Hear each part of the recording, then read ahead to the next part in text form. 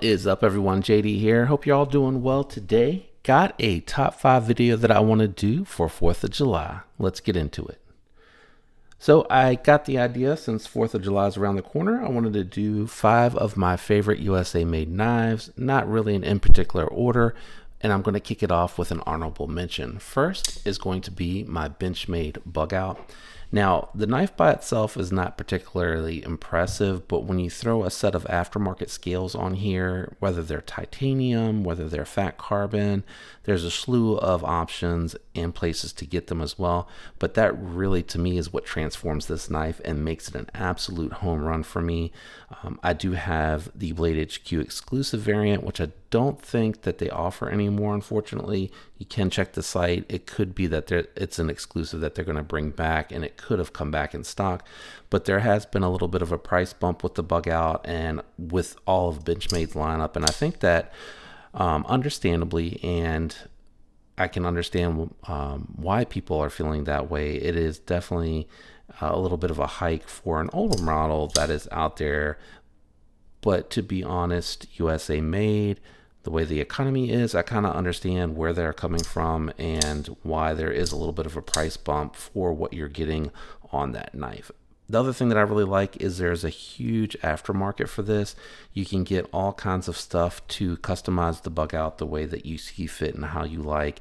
I love these titanium scales, and I have a crossbar lock that I'm going to be getting here soon from Glow Rhino that I'll unveil and show the installation for that I'm really excited to throw on here. But it's a really nice knife. It's great for summer carry too, because it's a lighter weight knife. Even with the titanium scales, it comes in at around 2.8 ounces. That's still really light, really nice for summer. So I just wanted to get that honorable mention out of the way. Let's go ahead and jump into the full on list, and I'm going to kick it off with my recently reacquired Para 3. Now, I do like the Sage 5 a little bit better than this one. I like the blade shape on there, but in this instance, this is a Sprint from Spyderco with S90V on there. I really like that. I actually just watched Duty's Daggers video where he did head-to-head against the 15V. I want to say it was on the Manix. It performed really well. I was really impressed with it, and I'm not really surprised at all. Spyderco does a phenomenal job on their heat treat, and they give their knives a fantastic edge. Now, this lightweight I have happens to have the Applied Weapon Tech scales on here, but I've seen this knife with the scales, the FRN scales that come on it, being offered for $140. For me, with the blade steel that you're getting on here, that is a really good deal. It's comfortable enough as is with the factory scales, but I really like these Applied Weapon Tech scales. They are the skinny style scales. They kind of narrow everything out, give you a little bit of a more natural ergonomic position on the knife, which is really, really comfortable. But honestly, Spyderco's come from the factory with really good ergos with their factory scales. I just like the rigidity of this. And the other thing that I really like on here is Applied Weapon Tech throws in the extra phosphor bronze washer. So you're running on dual washers now instead of on one side. That helps with the centering, and it helps with the pivot stability while still giving it really smooth action. This is also another great option for summer carry. Very lightweight, not going to take a lot of space in the pocket, especially if you're wearing shorts. That's one of the reasons that I do like this. Or you can insert the Sage 5 here. Either one of these at this size and price point are going to be really compelling options. Keeping it moving, another knife that I don't see talked about enough, and I think that's because it sells so well that they have a hard time keeping it in inventory, is going to be the ProTech Mortex. Now, this one's a little bit of a more fuller size knife, but with the aluminum scales and the blade and the way that it's set up as a button lock, it's still a very lightweight carry that can easily flex into a summer carry. Really good ergos. Ferrum Forge does a nice job designing knives that are very ergonomically friendly while still having a very pleasing aesthetic. Now, I did send this out because it was a little bit of a thicker blade stock to BGM to get it reground for a hollow grind. He threw a swedge on there to complement the look of the hollow grind, and I think that looks really nice. Really good button lock action on these from the factory, and they do come with a fantastic edge. And ProTech working with hand in hand to make sure that their MagnaCut heat treat is appropriate, coming in at 63 HRC. They wanted to make sure they got that right, and I think that's another reason that this is such a compelling option here, and still fairly affordable considering where American knives are at, competitive with a lot of Spydercos that are out there, and they do a great job with their button locks. I mean, they are locked up solid, no issues, with great action. So I just like the design. I think it's a very simple design, but it's very efficient. I love the MagnaCut steel on here. I have not had to sharpen this since getting it back from BGM. The MagnaCut has just really impressed me a whole lot. Not a ton of aftermarket support for this one. I haven't found any other clips, not that I would want to, but I think a titanium milled clip might look good on here. Haven't seen anything far as scales. The skiffs bearings that I threw on here, obviously those do work, so you have at least something. And again, I think it's worthwhile to send off for a regrind to get the hollow ground on here. It just makes it so much more slicey, and I really like the performance of this one. So great knife, and I've really enjoyed having that one in the collection. Next up is going to be one that's a little bit newer in the collection, but has really impressed me and kind of slowed getting onto the brand. Just really wasn't compelled before now to jump on it, but then they came out with a make that I really was interested in. So I picked up the Three Rivers Manufacturing, or TRM Atom. They finally came out with some really cool titanium scales that I think really sets this knife off a lot. Really good, thin. Without the titanium scales, this would be another great summer option as well, because the micarta scales or G10 scales that are available on these models would make this so much more lightweight. Having said that, it's still coming in at 3.5 ounces, which is not awful. They have a titanium fold over deep carry pocket clip. Standoffs are very minimal, and you have good lockup here with the nested liner lock on this side here. Really good action for a phosphor bronze washer knife. Now I'm still breaking mine in. As you saw, it started to drop when I disengaged the lock, but it's not really a shake shut. This one here, I think where the compression lock on the Spydercos give you the advantages, you can actually drop it to close. This one here, you can drop it down to the thumb, which it's not really hitting with the blade. It's hitting right in there where that sharpening choil is, or where you have that choke up on the blades, on the knife's scales. You can get up really tight up to the blade's edge, but it's not going to fall shut. It may eventually as it breaks in, and I'll have to report on that the longer I have it, but it's got great detent, great action, really thin, a good slicer, a good performer. I don't know how the 20 CV is going to hold up. I'm assuming their heat treat is done well, but I would need to update more so long term on this one to really be able to give you that update. Disassembly on this one was a little tough too. I'll have that video coming up along with the review for this one, but I really do like this a lot. The finishing on the blade is really good. They did a nice stone wash on this one. So another USA made knife. I think that would be number 3. So we got 2 left on the list, and I'm going to bring out one of my very first Grail knives, and that is going to be the Shaman. Still one of my favorite Spydercos. I think the Manix 2 is a compelling alternative if you have smaller hands or you want something a little bit more slicey, but this thing is still a really good cutter, and it also works really well with the larger hands.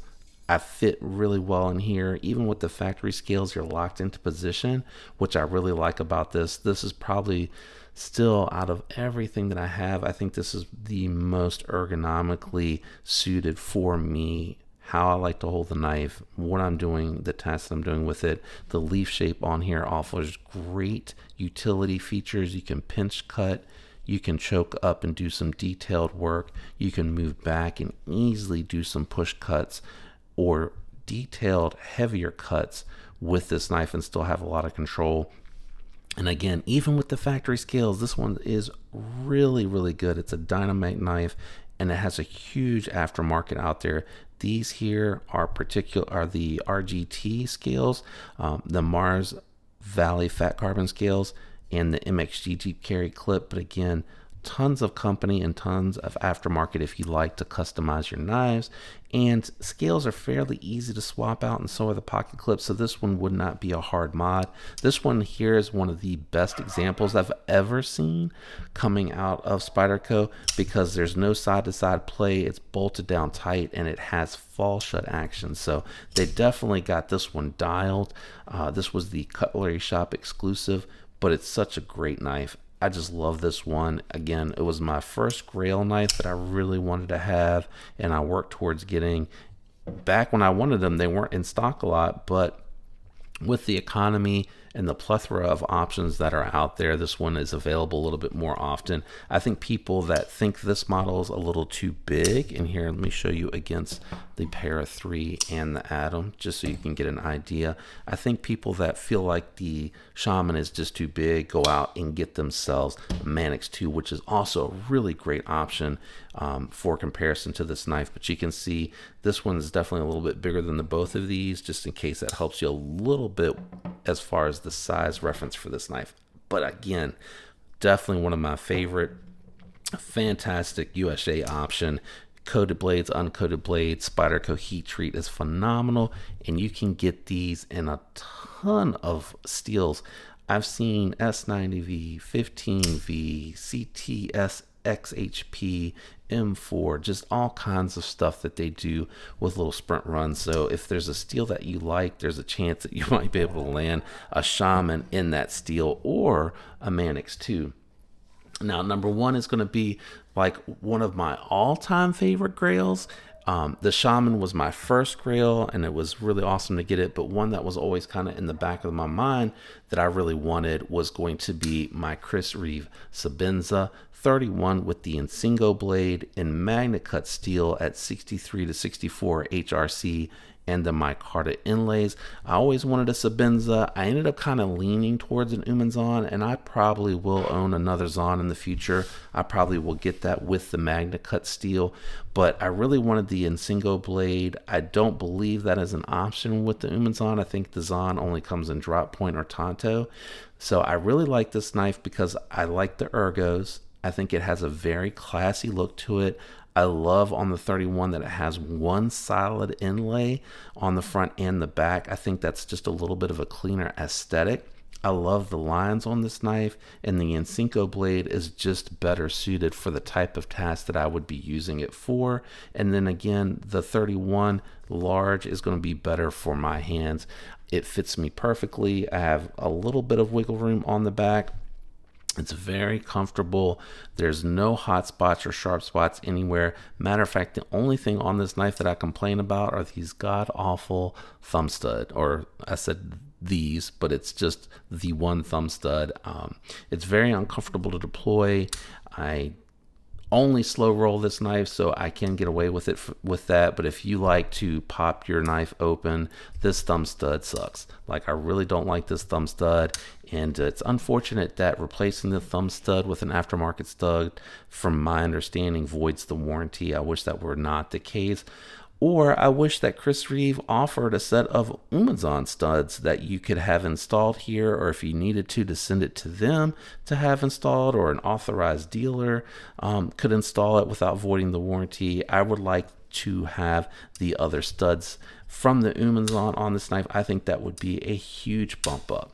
But those are just 5 of my favorite all-time USA made knives. Let me know down in the comments what you think about my list, and what are your 5 USA made knives that you like the most, even if you don't have it in your collection. Maybe it's a Grail for you.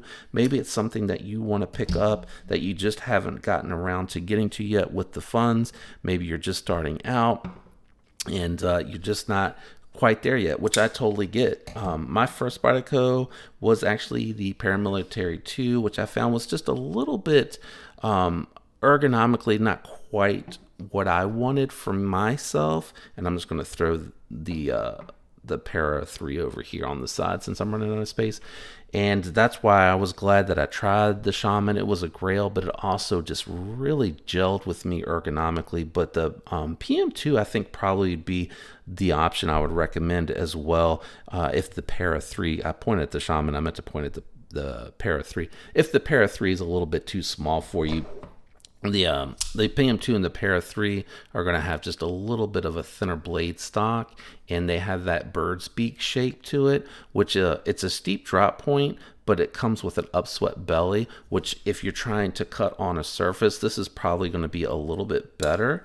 If you're holding things in your hands, that's where I think the leaf shape comes in a little bit better.